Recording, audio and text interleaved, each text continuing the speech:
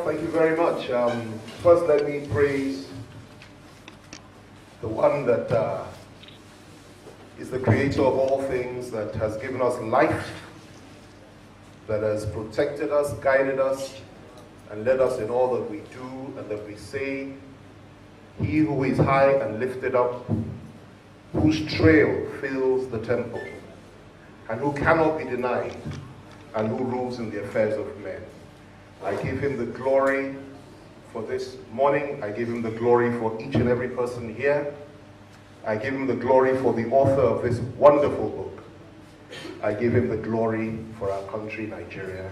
And I praise his holy name this morning, and I acknowledge him before anything else. Praise be to the name of the Most High God. In Jesus' name. Amen. Let me start by acknowledging the chairman and all the distinguished guests on the high table. Let me also acknowledge my beautiful wife, Precious. Let me acknowledge the warriors of truth that are in this room, and there are so many of them. When I see men like Bayo Aladeji, who is a truly righteous man, and I see men like Ario, I see men like Deji Adeyoju, the combative Deji Adeyoju, who fears no man, and I see so many others. There are so many of you here. I want to acknowledge you. I want to thank you for all the efforts you've made for this country and the sacrifices that you have made. God will reward you for all your efforts. I also have to acknowledge the representative of my friend and brother, the former governor of Ondo State, Chief Mimiko. The author of this book is not just a righteous man, but a deeply courageous man. And I acknowledge you, Jude, and God will bless you. And may this book cause doors to open for you, and may it shake the very foundations of this nation. There may not be many people here today, or as many as we expected, but as Shakespeare said, the fewer the number, the greater the share of honor. God will honor you, and I thank all those that have come to stand with you today. I have no doubt, I haven't read the book, but I've read most of Jude's essays. They are compelling, they are strong. He hits the nail on the head. He speaks and writes like a true Igbo man. And you know, I really do love the Igbos. And he is such a blessing. He's a blessing to me, my family, and he has been very consistent. When I was in detention for the first 67 days, between Lagos and Abuja in the dingy cells of the EFCC for doing no wrong, one of the things that kept me going was the fact that men like Jude, men like Adeyoju, Ario, Mustafa, who is there, I've just seen you now, and Nduka, my in-law, and so many others, and of course Bayo, all of them, and so many others throughout this country were not just praying, but were speaking out. And I kept saying to God, please don't let them forget me here. And God kept telling me they will never forget you because they are my children and I talk to them. So I acknowledge you once again, Jude, and I thank you very much. Now, it's not often that I attend public events. I try my best to keep as much to myself as possible because it allows me to function better and it allows me to write better. Unfortunately, it's only my wife that has to put up with the eccentricities of a man that just loves to write, because through the night sometimes I write and then I sleep for half of the day, and she is getting used to that type of life. But honestly, for this particular event, we made the time. We had to come because there's so much that we have to share with you and with the rest of the world. And I sincerely hope that this event is being covered properly, because there's some things I had wanted to say elsewhere. I've been invited to so many places, I've declined. But I felt that it was appropriate to use this particular forum to say a few things which I think are important for our country. First of all, let me say this. I stood here in this exact spot I think about 3-4 years ago. 3 years ago, this exact spot. I was invited for a function and I was given the privilege of speaking.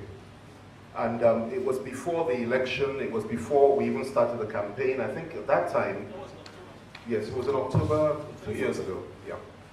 And we spoke extensively about what was going on in the country at the time, the APC, the PDP, and of course we spoke extensively about Buhari. And I remember standing here saying a few things.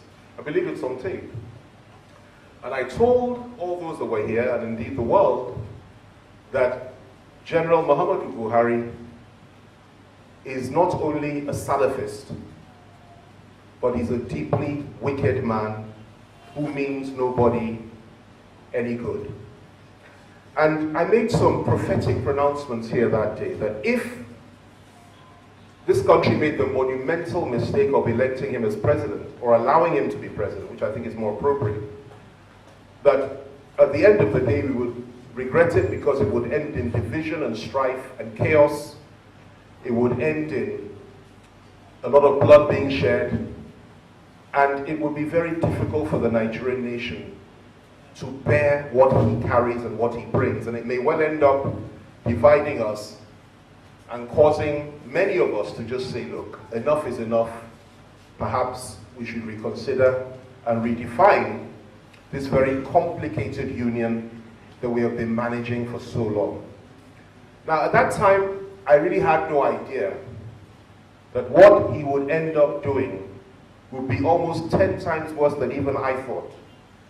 And these things have to be said, because we say these things behind closed doors and few are ready to say it openly. I've been in politics for almost 30 years. You will not hear the things that you need to hear from 95% of politicians. You know why? Because the system is rigged, as the great Donald Trump would say.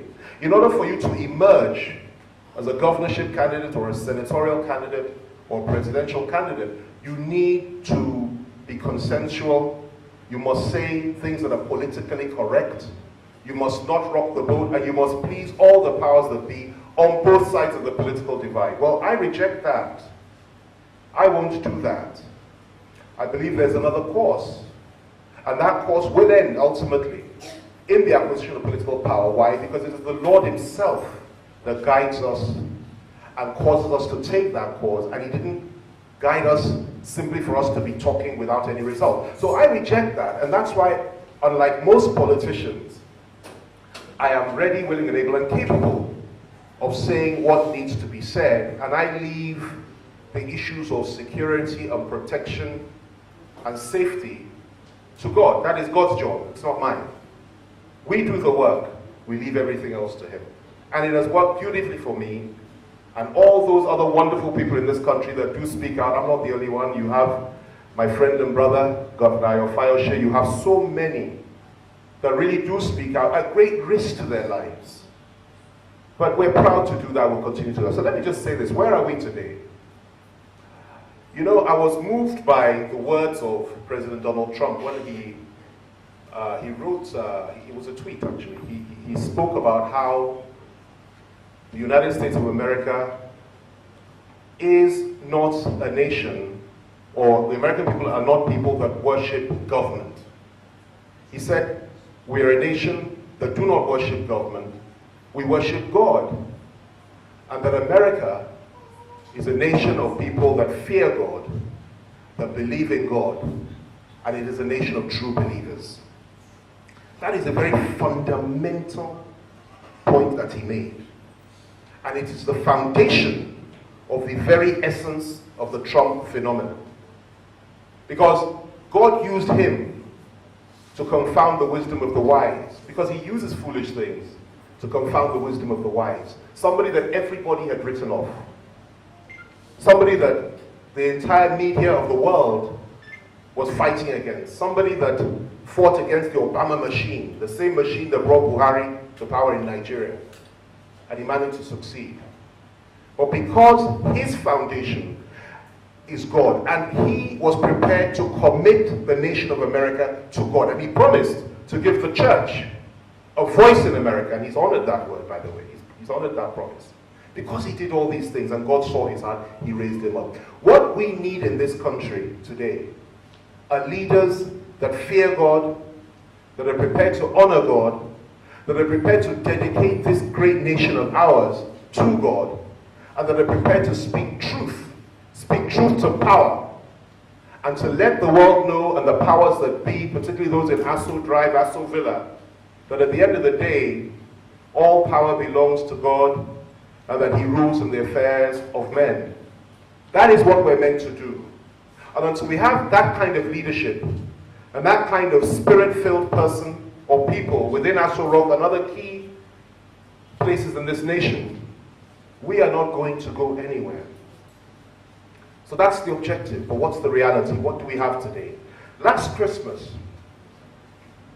it's not news, everybody knew about it, though some still, unfortunately, refuse to own it and they deny it, but it's the reality, it's the truth. Last Christmas, 808 people were slaughtered in the sanctity of their own homes and their own beds in Kaduna by those that some call Fulani herdsmen, that I call the Fulani militia. They were slaughtered. 808 Christians in southern Kaduna. Yesterday, there was a terrible event in Manchester, in England, which the whole world is talking about. 22 died, and that is reprehensible. They targeted little children with specially carefully crafted bombs that have metals and all kinds of things to create maximum damage. And they bombed and killed 8-year-old children and so many others. As we speak now, this matter is still on the air. CNN, BBC, Al Jazeera, that's all they're talking about. And it is reprehensible, and the death of even one person is worth talking about for 1 week. But the point I'm making is this. In our very own Kaduna, one of the greatest cities, and one of the greatest states in this federation, in this country, 808 people were slaughtered on Christmas Day. Not one, not two, 808. But what did we hear? I doubt the BBC even made a mention of it. CNN didn't make a mention of it. Al Jazeera mentioned it in passing, and of course invited all those that were essentially behind this terrible slaughter, and those that were ready to try to rationalize it, to come there and tell the world why it is that their kith and kin have the right to slaughter our Christian brothers and sisters. That's what they've been doing. That tells you one thing: we are on our own. Nobody's going to fix this problem. Only we can fix it. And we must fix it. Because if we don't fix it, every single one of us here, and there are no exceptions to this, every single one of us here is in mortal danger. We must fix this problem. But it didn't stop there. Let's also talk about a year or two ago, when the military slaughtered in cold blood over 1,000, no, not 347, 1,000 Shia Muslims. I believe it was in Zaria. Not only did they kill them, they desecrated their burial grounds, they burnt down their homes, they shot their leader in the eye and blinded him in one eye. They shot his wife 4 times. They killed some of his children. And they slaughtered in one afternoon over 1,000. After the slaughter, they went back the following day and wrought more havoc on their homes, their community, and burnt places down and basically treated them as if they were not human beings. And what has happened? The answer to that question is absolutely nothing. Instead of bringing those that committed this act of genocide to justice, the government instead arrested the leader of that movement, locked him up, and have kept him in detention up until today. He has not been taken to any court. He has not been allowed to speak to the world. He has not been allowed to have even the most basic medical attention or the best medical attention. Instead, he's been locked up by the SSS. Nobody's talking about it, just a few, and his faithful followers that are here. But how many people in this nation are truly moved? Who cares in the international community? They may not speak about it, but we have God who I say again rules in the affairs of men. They didn't just lock him up, they also locked up his wife after shooting her. They're there. These are human beings. And yet we're not stirred. And I consider it a matter of great disgust, and I find it repugnant that the presidency could have said yesterday, when they were asked specifically about this great man of peace who has never indulged in violence, who has never encouraged his supporters and followers to carry arms or even to defend themselves under provocation. He's never done that. And what the presidency said was that they were holding him under protective custody. The question is, who are they protecting him from?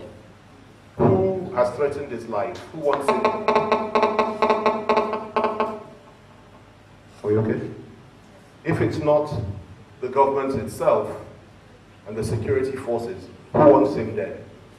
I reject that notion that the government will blind a man, kill his people, shoot his wife, desecrate his home and their burial grounds, keep him in indefinite detention, and then have the nerve and the effrontery to turn around and say they keep him in protective custody. Yet, the tragedies don't stop there. Let me move on to the issue of our friends and brothers from the East, the leader of IPOB and so many other groups from the Southeast who are seeking to fight for the principle of self-determination. It's an academic argument, it's an intellectual exercise. Happens everywhere in the world. I don't want to be part of this country anymore. Oh, why? Because you're not treating me fairly. What a rational, sensible government would do would be to reach out and say, okay, what's wrong? It's like you have a wife in the house. Let me just do an aside. And the wife says, I'm going. You know how many of you that are wives here do it from time to time? I'm going. Pack my bags. And you're still bluffing for a while. When you really see the woman is going, what do you have to do? You go and meet her and you beg her. You pet her. Happens to us all. I'm tired, I'm going. You don't lock the gate, lock the door, hold her down by the throat and beat her black and blue and say you're not going anywhere. You have to win her over. You have to talk to her. You have to woo her all over again.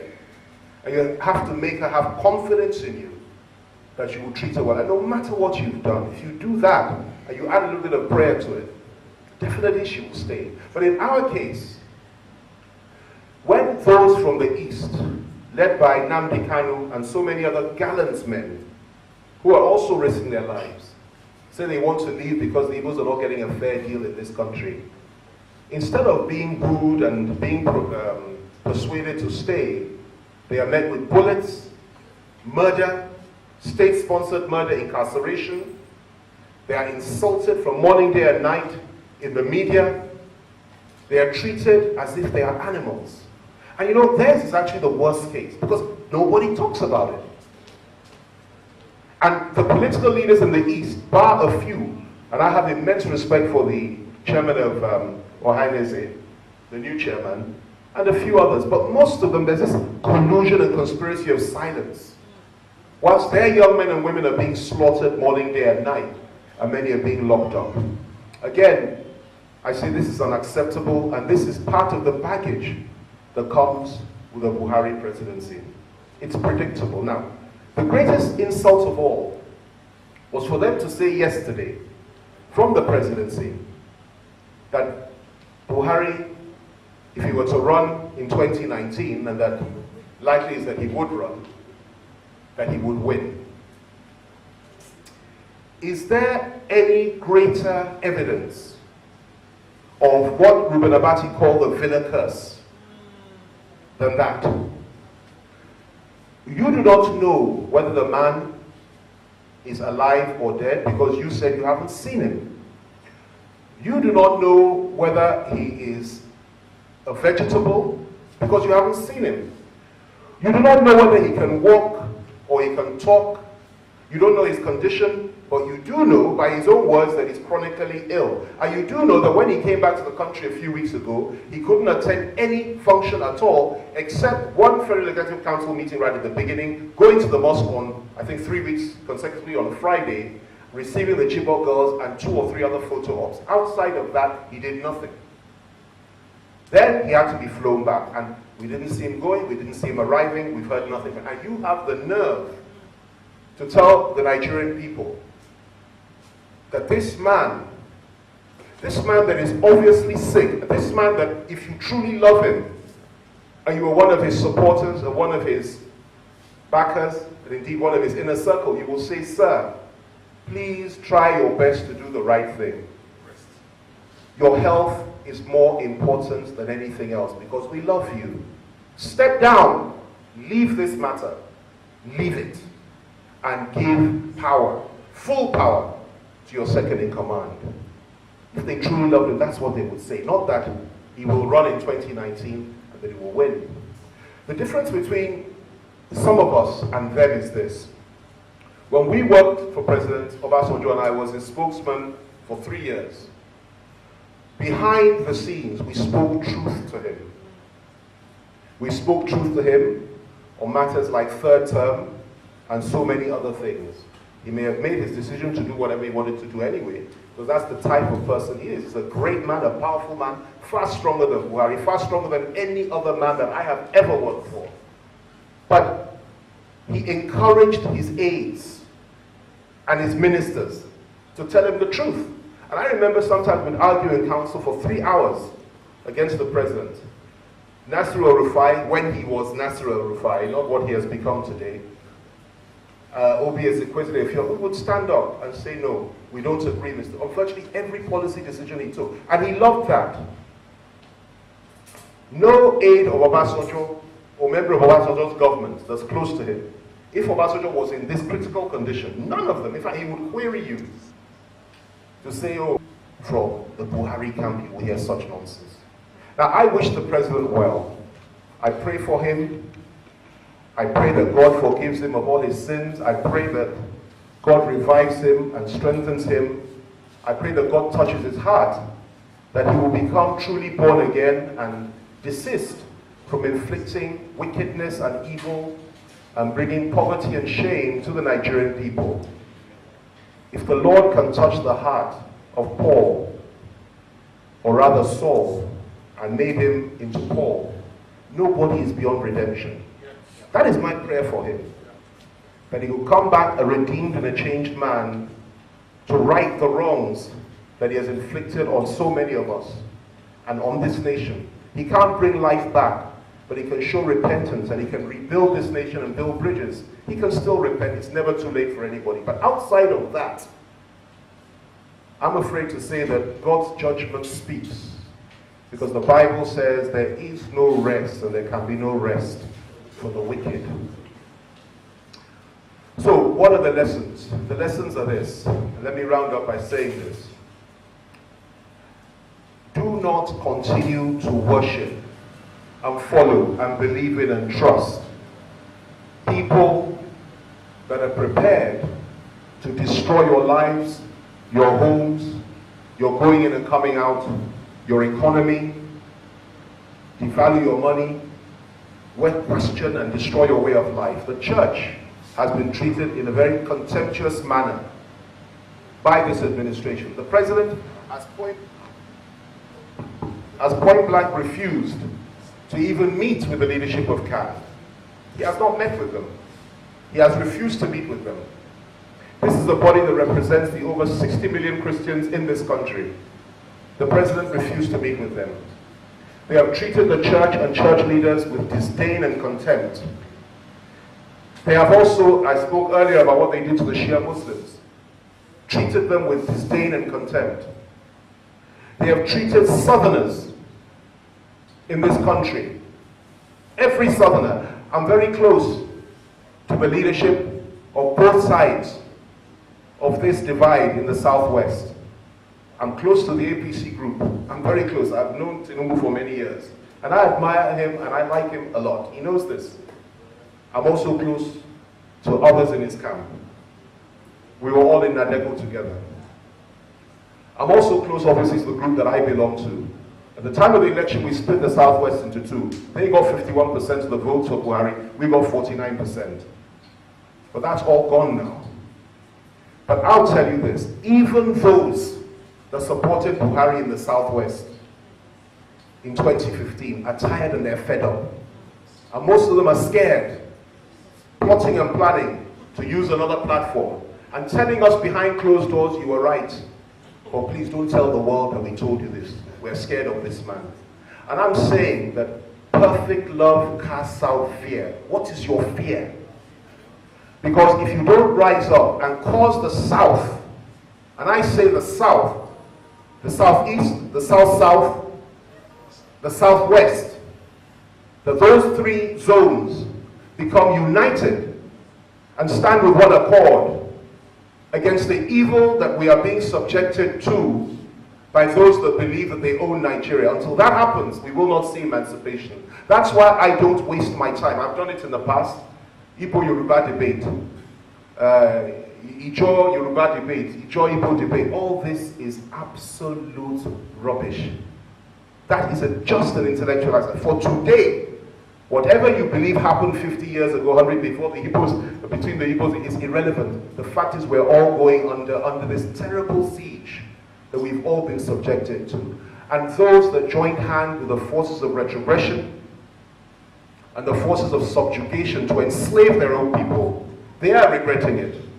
And it's time for us to open arms and say, well, we forgive you, let there be peace and unity between us, and let us stand together against the foe that seeks to enslave each and every one of us. Now, I will also say one word concerning the people of the Middle Belt.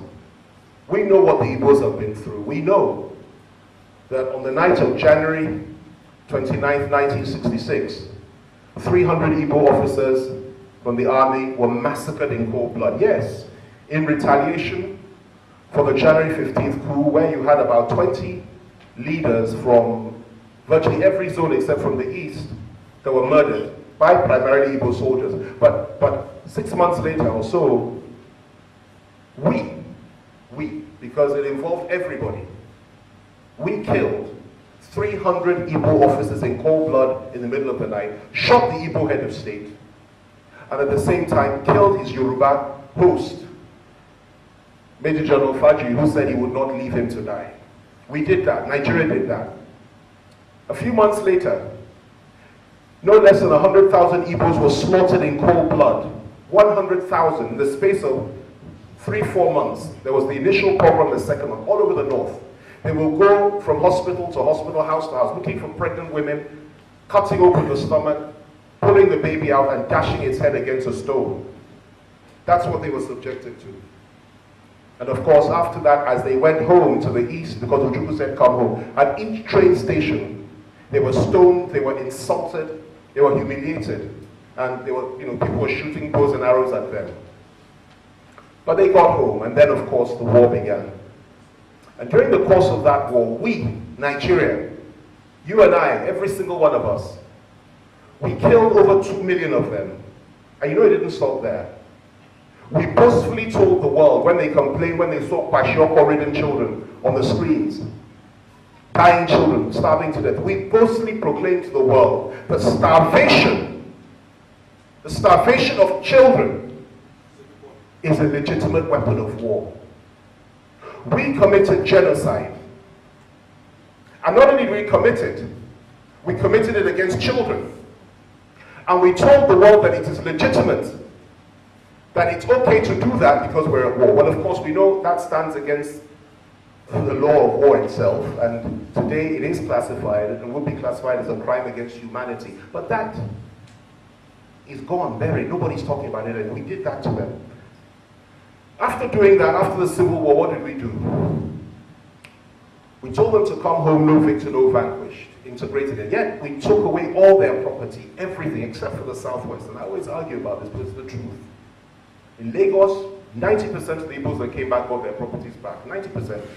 Everywhere else, the North, the South, they took everything from them. They had no home to go back to, and they called it abandoned property. We did that to them. Not only that, if an Igbo man had, I believe, £1 million in a bank, we called it victor, no vanquished. But that Igbo man that had £1 million in the bank, after the war he was told, sorry, your money has gone, we'll only give you £20. That is the Igbo experience. And like I said, we've argued with them and disputed who started tribalism, who did this. We've done, but that's academic. But the reality is that we did this to them. And it took Obasanjo's intervention, how many years? 1999, before any Igbo man could be trusted to be even a GOC in the Nigerian army. And of course, Jonathan came in. It's one of the reasons why I love him so much. He came in and he fully reintegrated them and he brought them back in. Now Buhari has come, we are back to square one. Even worse, because of course, he never even campaigned in the southeast because he saw them as being almost subhuman, people he didn't need to bother about. Now, I said all this because I want to compare it to something else, then I'll round out and I'll finish. The people of the Middle Belt, if you believe that the Igbos suffered immeasurably, which they did, and if you have any compassion and humanity in you, you will agree with me that what they went through was reprehensible and unacceptable, and there should be retribution. There should be not only retribution for those involved, they should be brought to justice. Apart from that, there should also be massive compensation for them for what they were subjected to. But they suffered, but another group suffered probably more than they did, if you can possibly believe that. Trust me, I'm telling you the truth. And who are those people? The people of the Middle Belt of Nigeria. Not only have they been slaughtered over the years, and I'm talking about 100 years. I'm going back to the time of the Jihad of Usman Dan Fodio, where hundreds of thousands were killed. And of course, there are issues concerning Dan Fodio's legacy, which I'm not prepared to discuss here. But the reality is that many were slaughtered at that time from what we call the northern region of Nigeria today. It went on. They were stripped of their identity, their being.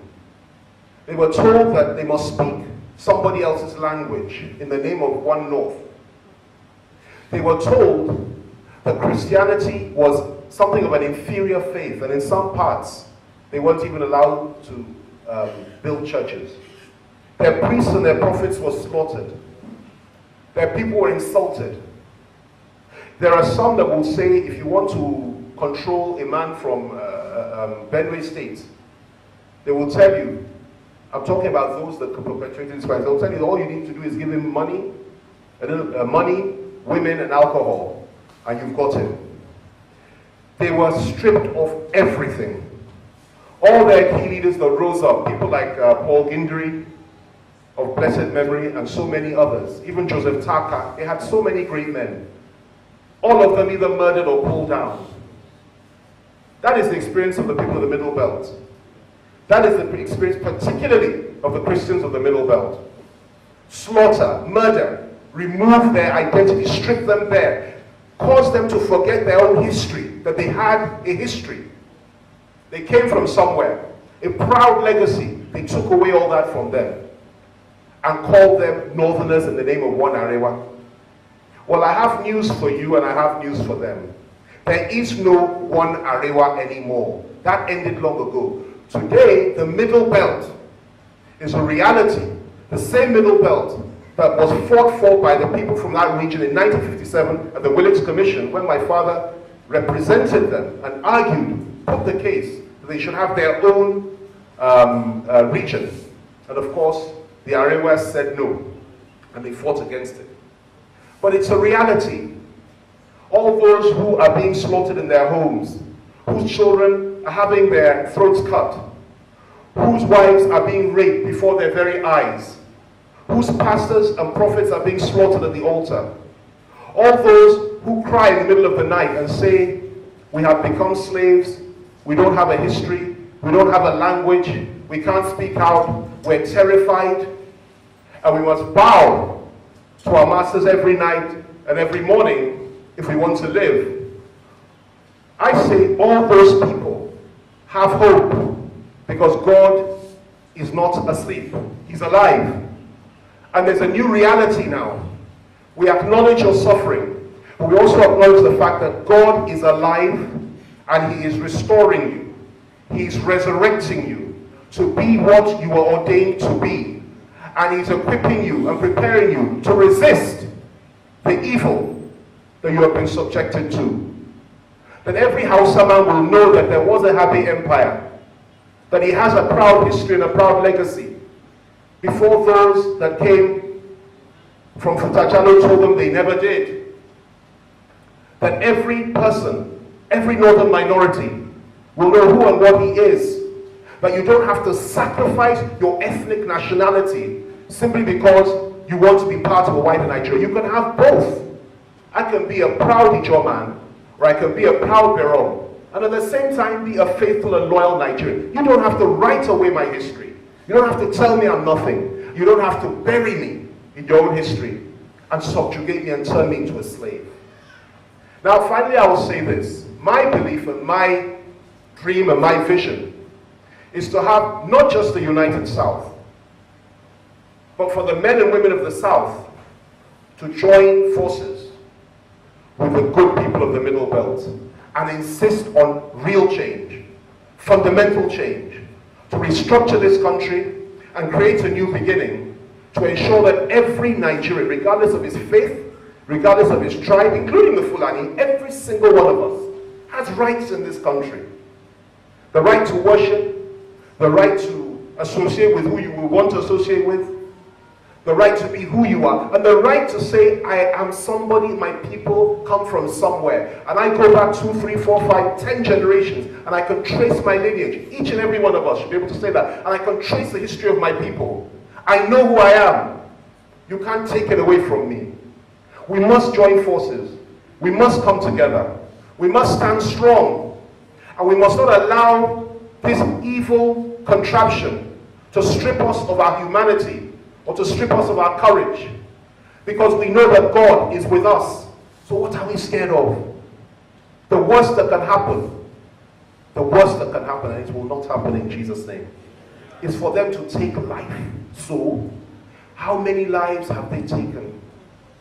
And yet the struggle continues. They've taken so many far more worthy of life than any of us sitting in this room have been killed for saying and doing nothing. So what is your fear? The Bible says, absent in the body, present with who? The Lord. He has taken away the sting of death. We have nothing to fear. If you die, particularly if you die in Christ, you go to a better place. And when you get there, the first question they will ask you is, what did you do for the cause of righteousness and justice? And that's what should motivate us, not what we can get from the federal government or from any state government or from any state government. And I say that we must come together. And I'll end with this. Not only must we come together, we must also encourage, empower, and strengthen men like Judun Dugwe, who has committed his life and everything that he is, his being, to this struggle. He became a thorn in the flesh of this government. Anyway, when I was detained both first and second time, you go there, they'll say, who is Jude? Are you the one asking Jude to? I said, how could I read Jude? But he won't stop, because that's how he is. He has become a thorn in the flesh of this government. Rightly so, because where there's injustice, and you are sitting in your home doing nothing, and you're just saying, well, I'll be praying for them. There's plenty of room for prayer, but faith without works is dead. You've got to stand for something. You've got to stand for something. Martin Luther King said, if you're not prepared to lose your life for something, then you're not worthy of living for anything. This is your country. Take it back. Take it back. Finally, let me end with this. I will say a prayer, and I encourage each and every one of you here to do the same. For every single political prisoner that is still in the dungeons of the SSS, the FCC, I'm talking about people like Dasuki, people like Ifeanyi Ubah, who they say is worthy of death, and so many others. Nnamdi Kanu's men, strong men that are still in Kuje prison. You don't have any idea how bad it is. And let me tell you something, as somebody that's been locked up for 3 months, those that are locked up like that, they will only tell you 10% of what they saw. It's like going to the war front. Those that really fight, and they're in the thick of the fight, when they come back, they hardly talk about it. They will not tell you what they've been, but they have been subjected to the worst. And they are being subjected to the worst. They are there now as we speak. They are being locked up for what? Because they disagree with the government, they speak out against the government, and because they are perceived as being a threat to the ambitions of those that are in power for 2019. I end with this. I call on the cabal that runs this country, and I know who they are. I know who they are. I won't mention the names here. I did write about them, I think about 2 weeks ago, where I mentioned 4 or 5 names, but I won't repeat it here. I know who they are. There are about 5 of them. And they are the ones running this country now. And no, it's not the obvious ones like Abba Kyari, my good friend from Cambridge University, not him. No, it's not the NSA. It's not, those are relatively junior people in the power configuration that I'm talking about. I know who is running this country now. There are 5 of them. And they know I know them, and I know each and every one. From a very young age, I know who they are. And I call on them, let me end with this, I call on them to allow my people to go.